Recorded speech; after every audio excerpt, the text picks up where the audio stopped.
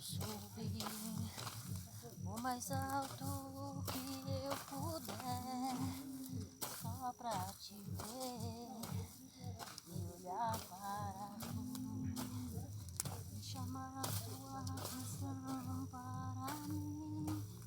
Eu preciso de ti, Senhor. Eu preciso de ti, ó Pai. Sou pequeno demais da tua paz, da tua receber.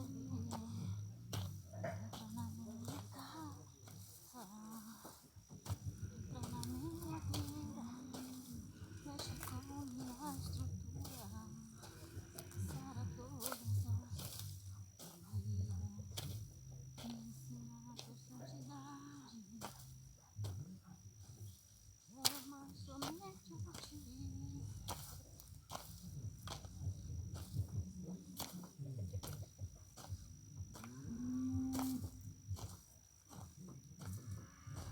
Porque o Senhor é o meu bem maior. Diz eu que cansei. Ai, deixa eu descansar um pouquinho.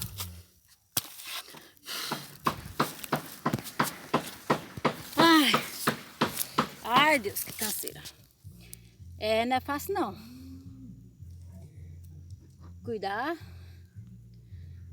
do sítio não é fácil, mas é prazeroso. Muito prazeroso, muito bom, muito gostoso. Obrigada, Deus, por me trazer aonde eu estou, por me colocar onde eu estou. Já era para mim estar aqui há muito tempo. E bora lá trabalhar mais um pouco. Abraço para todos. Ai, Jaqueline, a mãe tá esperando tu, minha filha. Tu não vai vir, não? Vem logo, senão não vai sobrar rabanete para você. Nós vamos comer tudo. Beijo.